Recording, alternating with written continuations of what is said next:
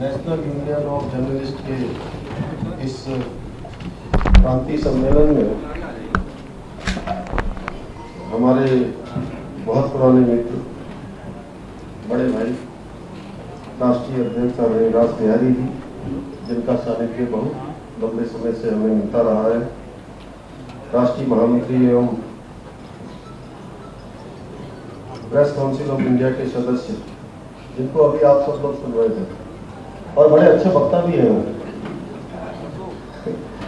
एक लिखना होता है और एक बोलना होता है, जिनको दोनों में महारत है, ऐसे आदरणीय प्रसन्ना महंत मोहंती जी, मुख्य संरक्षक आदरणीय ब्रह्मदत्त शर्मा जी, संरक्षक भाई सुनील दत्त पांडे जी, प्रांतीय अध्यक्ष संचालन कर रहे इस कार्यक्रम का आदरणीय कैलाश जोशी जी, वरिष्ठ उपाध्यक्ष भाई संजय तलवार जी, उपाध्यक्ष वीरेंद्र भारद्वाज जी, और जिन्होंने बहुत सारी बातें यहाँ पर पत्रकारिता के संबंध में रखी, गिरीश रंजन तिवारी जी, कुमाऊं मंडल के अध्यक्ष दिनेश जोशी जी, राष्ट्रीय उपाध्यक्ष रामचंद्र कनौजिया जी, BC Pantnagar A K. Shukla ji, dean MS. Jadaun जी, विधायक आदरणीय तिलक राज बेहड़ जी, भाई सुमित हरदेश जी विधायक, आदरणीय राजेश शुक्ला जी पूर्व विधायक लालकुआ भाई मोहन मिश्र जी, एवं कार्यक्रम में आए हुए सभी सम्मानित अतिथिगण, सभी उपस्थित दूर दूर से आए हुए सभी हमारे पत्रकार मित्रों, छायाकार बंधु, मैं सबसे पहले तो लोकतंत्र के चौथे स्तंभ को प्रणाम करता हूं। प्रेस, मीडिया, टेक्नोलॉजी युग की सोशल मीडिया, सभी का मैं अपनी तरफ से देवभूमि का मुख्य सेवक होने के नाते आप सबका अभिनंदन करता हूं। और बाहर से जितने भी हमारे नेशनल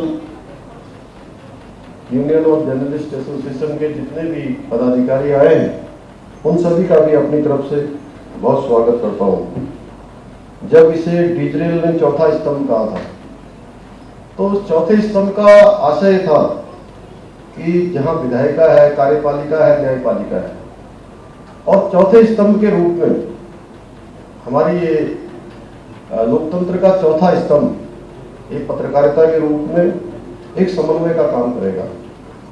और वैसे भी एक टेबुल और कुर्सी की तरह है, अगर उसके चारों पाए बराबर से नहीं टिके होंगे तो निश्चित रूप से लोकतंत्र के लिए, कार्यपालिका के लिए, न्यायपालिका के लिए, विधायिका के लिए, सभी के लिए एक असंतुलन जैसी स्थिति पैदा हो जाएगी।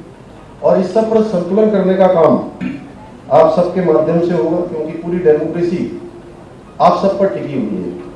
जैसा प्रेमचंद अग्रवाल जी यहाँ पर बहुत सारी चीजें बोलकर गए, मैं उनको दोहराना नहीं चाहता कि आपका और जो राजनीतिक क्षेत्र में, सामाजिक क्षेत्र में काम करने वाले हैं, उन सभी का आपस में किस प्रकार का समन्वय होना चाहिए, किस प्रकार का मेल मिलाप होना चाहिए।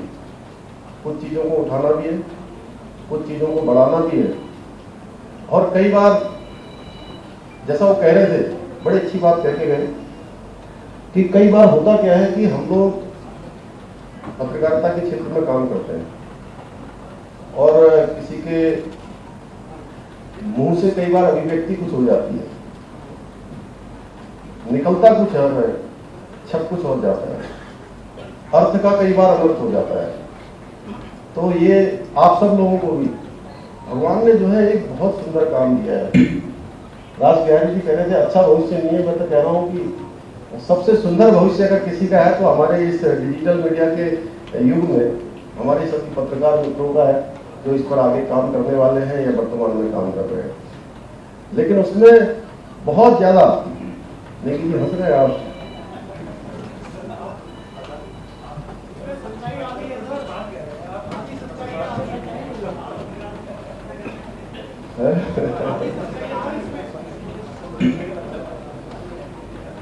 देखिए मैं ऐसा मानता हूं कि पत्रकारिता बिल्कुल पारदर्शी होनी चाहिए, आम आदमी से जुड़ी होनी चाहिए, आम आदमी के सरोकार से जुड़ी होनी चाहिए, आम आदमी की जो समस्याएं हैं उन सबको आगे लाने की होनी चाहिए। ऐसी प्रेस चतुर्थ इंधन हमें चाहिए और मुझे प्रसन्नता है कि हमारे राज्य में ये पत्रकारिता बहुत अच्छे तरीके से चल रही है, जिसकी मैं जो है बात कर रहा हूँ। और मुझे व्यक्तिगत रूप से भी खुशी है, मुझे आप सबके बीच में आकर ये बताने में मुझे कोई किसी प्रकार का कोई मेरे मन में संशय नहीं है कि पत्रकार बंधुओं का, चाहे वो जिला स्तर की इकाई हो या मंडल स्तर की इकाई हो या उससे ऊपर की प्रांतीय स्तर की हो या राष्ट्रीय स्तर की, सभी जगह से मुझे हमेशा आप लोगों ने भरपूर समर्थन दिया है, भरपूर आशीर्वाद आप सब लोगों का मिला है। और मैं ऐसा मानता हूं कि शुरू में बहुत बार जब राजनीतिक क्षेत्र में या उस क्षेत्र में हम लोगों ने प्रारंभ किया, मैं विद्यार्थी परिषद का एक कार्यकर्ता रहा 1990, 91, 92 के दौर में, और मैं नगर मंत्री लखनऊ विश्वविद्यालय, वहां से मैंने शुरू किया था, यानी कि शुरू हो गया। मैंने कभी सोचा भी नहीं था कि मैं आप सबके समर्थन से, स्नेह से, आशीर्वाद से मुझे मुख्य सेवक के रूप में भी काम करने का अवसर मिल रहा है। लेकिन शुरुआती दिनों में ये सोचते थे कि कहीं पर नाम भी छप जाए तो अपनी बहुत बड़ी उपलब्धि होती थी, ढूंढते थे हम लोग वहां की। और अखबार, क्योंकि ये जो हमारा इलेक्ट्रॉनिक मीडिया है, ये बहुत बाद के दिनों में आया। पहले के दिनों में अखबार जो है घर में आता नहीं था हमारे। सुमित तुम्हारे यहाँ तो आता होगा, हमारे अखबार नहीं आता था भाई साहब। तो हमारे सामने चाय की दुकान होती थी और उस चाय की दुकान में जाकर जिस अखबार को 50 से 100 लोग पढ़ते थे, उसको हम भी पूरा पढ़ते थे। और मैं बिल्कुल इसमें मुझे किसी प्रकार का कोई संकोच नहीं कहने में। बहुत सारा जो मैं कहूँ कि जो थोड़ा मेरा को जो भी जानकारी हुई, वो जानकारी अखबार पढ़ने से ही, देश की, विदेश की, महाशक्तियों के बारे में, रूस के बारे में। शुक्ला जी आप तो अच्छी तरह जानते पड़े, रूस के बारे में, अमेरिका के बारे में। पहले सोवियत संघ होता था तो बड़े बड़े आर्टिकल छपते थे ना, वो संपादकीय, मैं उनको मोहंती जी पूरा ध्यान से पढ़ता था, एक एक पन्ना पलट के, और कम से कम 2-2 घंटे तक जो है अखबार ही पढ़ते रहते थे। उसमें भी बीच बीच में अखबार मिलता नहीं था पढ़ने के लिए। होता क्या था, जो चाय पीने आता था, हम चाय पीने तो जाते नहीं थे, जो चाय पीने वहां होटल में आते थे उनको जो है अखबार पढ़ने को पहले मिलता था। आप लोग कल्पना कर सकते हैं, ये लोकतंत्री है, ये भारत का लोकतंत्र है या हमारा ये संविधान है, उसी की विशेषता है कि मैं भी आपके सामने खड़ा हूं। हमारे देश के मुख्य सेवक जिन्होंने जीवन को बहुत सामान्य परिस्थितियों में दिया, तो सब देशों की और देश की सेवा कर रहे हैं। आज केवल हिंदुस्तान के अंदर ही नहीं बल्कि पूरी दुनिया के अंदर भारत का मान सम्मान और स्वाभिमान बढ़ाने का काम कर रहे हैं।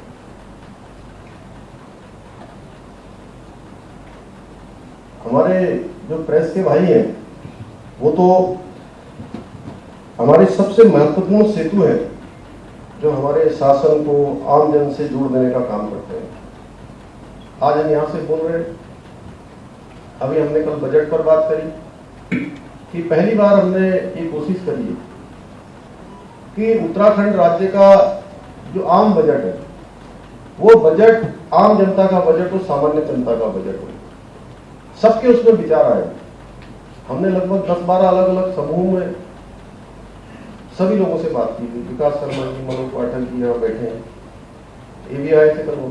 किस किस समूह से आए थे? आप आए थे उद्योग समूह से, तुम हाँ, ये व्यापार मंडल की तरफ से आए। ऐसे हमने उद्योग समूह का, हमारे हॉर्टिकल्चर में काम करने वाले, कृषि में काम करने वाले, दुग्ध में काम करने वाले, हैवी इंडस्ट्री में काम करने वाले, इंडस्ट्री में काम करने वाले, सूक्ष्म लघु उद्योग में काम करने वाले, चार्टेड अकाउंटेंट, ऐसे सभी ग्रुपों से हमने बात की और हमने कहा कि जो है, क्योंकि आप सब लोग समाज के एक प्रतिनिधि के रूप में काम करते हैं, आप समाज की क्रीम हैं, आप सबके विचार आने चाहिए, आप सबकी बातें आनी चाहिए, आप सबके माध्यम से हम इसको बजट में अपने समावेश करेंगे, बजट में उसको मिलाएंगे। हालांकि उसमें बजट से संबंधित बातें कम हो रही थी, उनकी मांग ज्यादा आ रही थी, क्योंकि ये प्रयोग पहली बार था। तो बाद में मुझे अधिकारीगण और प्रेमचंद अग्रवाल जी कह रहे थे कि इसमें भाई साहब मुख्यमंत्री जी, इसमें बजट की बातें कम आई हैं। मैंने कहा प्रयोग पहली बार हुआ है, इस बार प्रयोग हुआ है, फिर आगे भी इसका क्रम आगे चलेगा। तो निश्चित रूप से जब लोगों की एक बार सहभागिता होनी शुरू होगी तो उनकी आदत बनेगी, उनको लगेगा कि सरकार जो है हमारी बातों को बजट में शामिल कर रही है, अपने कार्यक्रमों में शामिल कर रही है, अपनी नीतियों में शामिल कर रही है, तो लोग आगे से उसके लिए तैयार होकर आएंगे। अब ये बात हमने करी वहां पर, उस हॉल के अंदर एक पाली में 100 लोग होते थे, अधिकतम 100 लोग, क्योंकि 100 लोगों के बैठने का ही हॉल था। लेकिन उसी बात को लाखों लोगों तक पहुंचाने का काम किसके माध्यम से हुआ? आप सबके माध्यम से हुआ। जो पुराने समय में जो है, अब इस बात को ताली तो बजा दीजिए जोर से। अरे आप ही लोगों के लिए कह रहा हूं, क्या बात है राज बिहारी जी, सब सुस्त क्यों हो गए हमारे? इतने सुस्त क्यों हो गए आप लोग? थक गए क्या? कहीं दूर दूर से आए हो सब? क्यों भाई साहब, हरिद्वार से आए, दूर से थक गए क्या?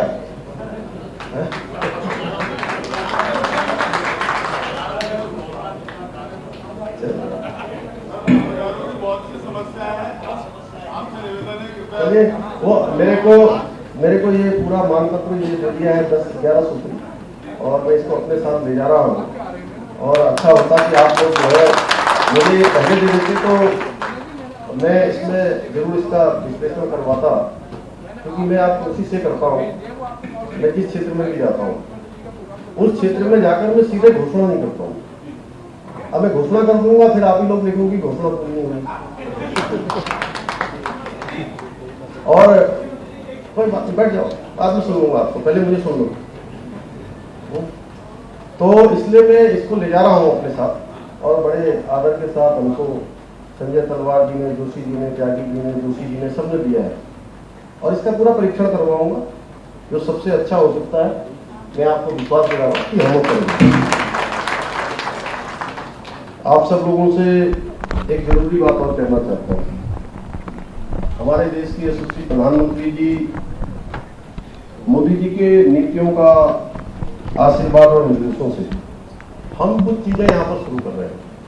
जैसा अभी आपने कहा, राज बिहारी जी ने कहा कि हमने उत्तराखंड के अंदर, उत्तराखंड देवभूमि है और उत्तराखंड गंगा का प्रदेश है, देवों का प्रदेश है। यहाँ प्रत्येक परिवार से कोई न कोई सेना में जरूर है, या सेना से उसका जुड़ाव है।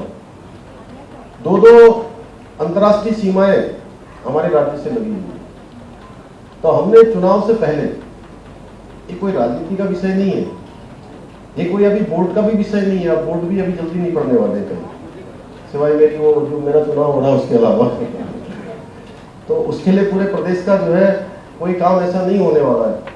तो हमने एक घोषणा करी थी पहले, एक संकल्प लिया था 12 फरवरी 2022 को कि नई सरकार के गठन होते ही, नई सरकार भारतीय जनता पार्टी की जैसे ही शपथ ग्रहण करेगी, उस भारतीय जनता पार्टी के शपथ ग्रहण के पहले दिन, पहले मंत्रिमंडल में हम उत्तराखंड के अंदर सभी के लिए एक समान कानून को लागू करने वाली बात करेंगे।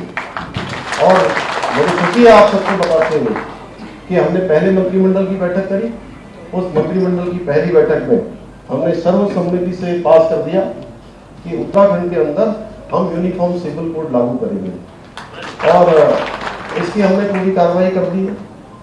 इसमें हमारी स्टेक होल्डर्स को हम जोड़ रहे हैं, विधि विशेषज्ञों को ला रहे हैं, ऐसे लोग जो हितधारक है उन सभी को एक उच्च स्तरीय कमेटी के रूप में उसका गठन हम कर रहे हैं, और गठन के बाद वो कमेटी हमारी उसका ड्राफ्ट बनाएगी और वो ड्राफ्ट हम उत्तराखंड के अंदर लागू करेंगे। और हम केवल उत्तराखंड के अंदर लागू कर रहे हैं, उसके बाद हम पूरे देश के लोगों से, हम अन्य राज्यों से भी, देवभूमि उत्तराखंड के लोग ये अपेक्षा करते हैं कि सबके लिए, चाहे वो किसी वर्ग का हो, किसी संप्रदाय का हो, किसी पंथ का हो, सबके लिए एक समान कानून लागू होना चाहिए। इसकी हमने यहाँ शुरुआत कर दी है। भाइयों बहनों, माननीय प्रधानमंत्री जी के नेतृत्व में अभी हमारे यहाँ पर चाहे आज केदारनाथ जी का हो या बद्रीनाथ जी का हो या ऑल वेदर रोडों का हो, और आप दिल्ली से यहाँ आए होंगे, अभी देखिए राजबिहारी जी से मैं पूछ रहा था कि आप कौन से रास्ते से आए, तो आपने कहा कि मैं सड़क मार्ग से आया। तो आप देख रहे होंगे कि सड़कों के क्षेत्र में किस तरीके से काम हो रहा है, और सड़क का क्षेत्र हो, चाहे पहाड़ों की ओर जाएंगे आप तो ऑल वेदर रोड है या हमारी भारतमाला श्रृंखला की रोड है, बहुत तेजी से आगे बढ़ रही है। आने वाले समय में इसका और विस्तार होने वाला है।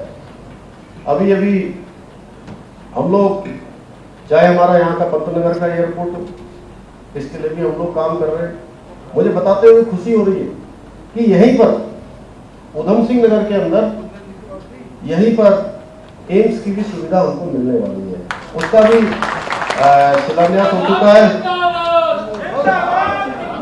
माननीय प्रधानमंत्री जी ने उसका शिलान्यास कर दिया है, और जल्दी ही उसका काम जो है यहाँ पर प्रारंभ होगा। और जिसके लिए हमको दूर जाना पड़ता था, वो सुविधाएं हमको यहीं पर मिलने वाली है। हम मानसखंड कॉरिडोर के रूप में आज मैं कैंची धाम गया था सभी, और जिस कैंची धाम में एक दिन में 50,000, 1 लाख, और जिस दिन वहां पर 3 दिन का जो कार्यक्रम चलता है उस दिन कई लाखों लोग, कितने आते होंगे संजय भाई? कई लाखों लोग, कितने आते सुनो?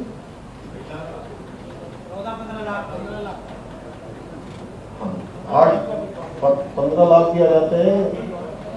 तो वहां पर एक अच्छी पार्किंग की व्यवस्था हो, और उस पार्किंग की अच्छी व्यवस्था मैंने पहले से उसका प्रावधान किया था, और मैं शुरू से सोच रहा था कि एक ऐसा पायलट प्रोजेक्ट पार्किंग का उत्तराखंड के अंदर बने जो पहाड़ों के हमारे अन्य स्थानों पर भी बने। उसके लिए हमने बहुत पहले प्रावधान किया था, उसके लिए 50 लाख रुपए की धनराशि अवमुक्त भी हो गई है। कुल मिला के 17-18 लाख रुपए का पूरा प्रोजेक्ट बनेगा, और उस पर हम काम कर रहे हैं। इसी प्रकार से बहुत सारा जो रोड जो वहां से जाता है हमारा आगे के लिए खैरना के लिए, आपको सब याद है, तो खैरना को जाने वाला जो सड़क है हम उसको पीछे से भी ले जा सकते हैं। उसके बारे में भी आज हम लोगों ने आकलन किया है, क्योंकि वो लाखों करोड़ों लोगों की आस्था का, श्रद्धा का केंद्र है। ऐसे हमारे यहाँ सभी जगह पर बहुत सारे स्थान हैं, उन सभी स्थानों पर जो धर्म को, संस्कृति को, अध्यात्म को आगे बढ़ाने का काम होगा, वो हमने सबको प्राथमिकता पर लिया है। और मोदी जी के नेतृत्व में आज केदारनाथ धाम का जिस प्रकार से पुनर्निर्माण का काम हुआ है, उसको केवल उत्तराखंड के लोग नहीं, पूरे देश के और पूरी दुनिया के लोग देख रहे हैं। आने वाले समय में बद्रीनाथ धाम का भी इसी प्रकार से होने वाला है। भाइयों बहनों, ऐसे हम लोग बहुत काम कर रहे हैं, और इस बार आप सब लोगों से मेरा अनुरोध है, आपसे मैं प्रार्थना करना चाहता हूँ कि जो ये इस समय ये सीजन आया है, ये यात्रा का सीजन भी है, पर्यटकों का सीजन भी है, 4 धाम यात्रा का भी है, और इस 4 धाम यात्रा में 2 साल तक 4 धाम यात्रा होनी पड़ी, और 2 साल तक पर्यटक आए नहीं।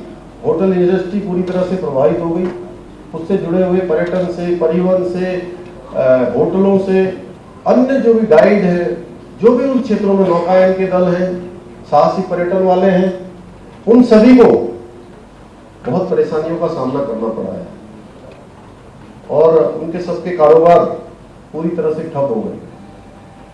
तो इस बार जो यात्रा आ रही है, वो यात्रा बहुत ऐतिहासिक है, और जितनी संख्या की हम कल्पना करते थे उससे कई गुना यानी कि केदारनाथ जी के जब पट खुलते थे तो उस समय मैं समझता हूं कि अधिकतम संख्या कभी हुई होगी तो 10,000 हुई होगी, लेकिन इस बार पहले दिन वो संख्या हमारी 22,000 25,000 पहुंच गई। और रात्रि को बहुत असमंजस प्रशासन को हो गया, क्योंकि हमने पहले दिन जो है ये सोचा था कि कम लोग पहुंचेंगे, लेकिन रात को 12 बजे 1 बजे जब फोन आने शुरू हुए कि वहां पर लगभग 5-6 हजार लोग खुली छत के नीचे, खुले आसमान के नीचे, तो वहां पर बड़ी दुविधा की स्थिति बन गई। और मुझे ऐसा लग रहा था कि एक भी पर्यटक, एक भी श्रद्धालु अगर किसी तरह से उसको परेशानी होगी तो उत्तराखंड देवभूमि का मुख्य सेवक होने के नाते परेशानी पुष्कर सिंह धामी को होगी। और हमने पूरी रात भर ये इंतजाम किया कि हर किसी को जो है कम से कम खुले आसमान के नीचे न रहना पड़े। वहां पर -डिग्री तापमान होता है, आप सब लोग अंदाजा लगा सकते हैं कि -डिग्री तापमान में क्या हाल होगा। तो भाइयों बहनों, उसके बाद अखबारों में 2-3 दिन के बाद छपा, मीडिया में आगे कहीं से बात आ गई कि 21 लोगों की डेथ हो गई और पूरी देश में समाचार फैल गया। मैं इसलिए कह रहा हूं कि आप लोग कितने महत्वपूर्ण हैं, ये आप लोग इस बात से अंदाजा लगाएं। और जो भी डेथ हुई थी वो एक भी डेथ यात्रा की अव्यवस्था के कारण से नहीं हुई थी। वो डेथ हुई थी जो लोग सीधे आ रहे थे, सीधे ऊपर चढ़ जा रहे थे। आपको पता है कि जो स्वस्थ व्यक्ति भी कई बार वहां जाता है तो उसको भी सांस लेने में परेशानी हो जाती है, क्योंकि हमारा देश आस्था का देश है, श्रद्धा का देश है, अध्यात्म का देश है, धर्म और संस्कृति का देश है। तो वहां चले गए लोग और हमने भी ये सोचा कि बहुत ज्यादा सख्ताई न करें, सभी लोग दर्शन करना चाहते हैं, देश के कोने कोने से आ गए और इस प्रकार की घटना घटित हो गई। सारे के सारे मेडिकल रीजन थे, स्वास्थ्य कारणों से हुई, लेकिन हमको बात करते करते 4-5 दिन बीत गए और उसके कारण से पूरे देश में ऐसा माहौल होने लगा कि यात्रा में अव्यवस्था है, जबकि अव्यवस्था जैसी कोई चीज नहीं थी। जो भी अव्यवस्था है या कहीं पर कोई कमी है तो उसको मैं स्वयं मॉनिटर कर रहा हूं। पिछले 2 महीनों से 2.5 महीनों से लगातार प्रशासन के रूप में, शासन के रूप में तैयारी हो रही है और मैं लगातार उस तैयारी से जुड़ा हुआ हूं, चाहे होटल के लोग हों, चाहे हमारे टैक्सी संचालक हों या गाइड हो या 4 धाम यात्रा से जुड़े हुए जितने भी लोग हैं, उन सभी लोगों से हमने व्यक्तिगत रूप से जो है सबसे समन्वय स्थापित किया हुआ है, सबसे हम बात कर रहे हैं और सबको हमने कहा है और आप लोगों से भी मैं कह रहा हूँ कि आप लोगों का भी हमें इसमें सहयोग चाहिए। अभी हमने जो है यात्रा को ठीक प्रकार से व्यवस्थित करने का काम प्रारंभ कर दिया है। बिना रजिस्ट्रेशन के हमने कहा है कि कोई यात्रा में ना आए और जिसके हेल्थ ठीक नहीं है, यानी कि जिनको डॉक्टरों ने मेडिकल फिटनेस नहीं दी हुई है, वो भी यात्रा में ना आए। और जो हमारे जवान लोग हैं, युवा हैं, थोड़ा शारीरिक रूप से ठीक है, वो वृद्ध लोगों को, हमारी मातृशक्ति को, महिलाओं को, अगर वो यात्रा में आ रहे हैं तो उनको पहले स्थान में, उनको प्राथमिकता दें। और बुजुर्ग लोगों से, ऐसे लोगों से हमने अपील की है कि जब थोड़ा यात्रा और ज्यादा उसमें हो जाएगी, एक तरह से काफी श्रद्धालु जब दर्शन कर लेंगे तो और व्यवस्थित तरीके से हो जाएगी, तब वो लोग यात्रा में आए। उसके लिए हमने कुछ रजिस्ट्रेशन इत्यादि भी कुछ सख्ती से थोड़ा करने का काम किया है, क्योंकि अगर हम सख्ती नहीं करेंगे तो निश्चित रूप से कहीं न कहीं कोई परेशानी होगी। और हमारा उद्देश्य है कि सबकी यात्रा सरल हो, सबकी यात्रा सुरक्षित हो, सब लोग अच्छे तरीके से आए और अच्छे तरीके से स्वस्थ आए, स्वस्थ जाए, सुगम, सरल और उनके लिए उनकी मनोकामना पूर्ण करने वाली यात्रा हो। तो इस प्रकार से हम व्यवस्था बना रहे हैं भाइयों बहनों। क्योंकि मैंने ये सब बात आप सबके समक्ष इसलिए करी है कि लोकतंत्र के 3 स्तंभों के बाद चौथे स्तंभ के रूप में आप लोग हैं। आप लोगों के माध्यम से, अभी कौन कह रहा था नारद की भूमिका किसने की थी? किसी ने कहा था हमसे,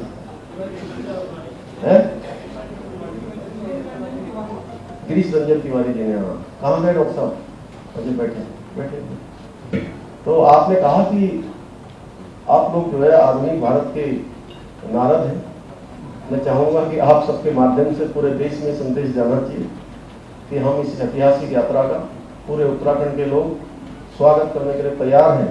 हम तैयार हैं हर तरीके से और हम अच्छी यात्रा करेंगे, अच्छा सबका सत्कार करेंगे, अतिथि देवो भव की तर्ज पर, चाहे वो किसी भी वर्ग से जुड़ा हुआ है। इस यात्रा को सफल बनाना हम सभी प्रत्येक एक एक उत्तराखंड वासी की जिम्मेदारी है, एक एक देशवासी की जिम्मेदारी है, क्योंकि ये हमारी श्रद्धा और आस्था का केंद्र है, ये हमारा केंद्र बिंदु है। हम वो भोलेनाथ के दर्शन करने आते हैं जिनका नाम हम शरण लेते हैं, बाबा केदार, बाबा बद्री विशाल है, ऐसे हमारे यमुनोत्री धाम है, गंगोत्री धाम है, यहाँ बाबा जागेश्वर है, बाबा नीम करोली है, जागेश्वर महादेव है, माँ पूर्णागिरी का है, बाबा गोलजू का स्थान है, हाट कालिका है, अनेकों स्थान हमारे उत्तराखंड के अंदर है और एक से एक स्थान है। देवभूमि उत्तराखंड जैसा मैं समझता हूँ कि दुनिया के अंदर दूसरा कोई स्थान नहीं होगा जो इतने पर्वतों से, इतने नदियों से, इतने वनों से आच्छादित है। और सबसे कहीं अगर सुंदर स्थान, सब लोगों की धर्म का, संस्कृति का, अध्यात्म का कहीं संगम है तो मेरे उत्तराखंड में है। इसलिए हम चाहते हैं आप सबके माध्यम से उत्तराखंड होना चाहिए।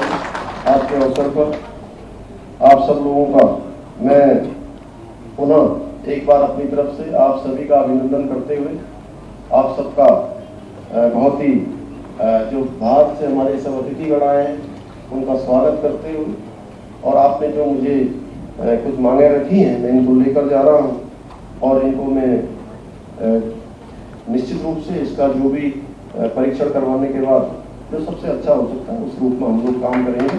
पुनः आप सभी का एक बार अपने हृदय की गहराइयों से धन्यवाद करते हुए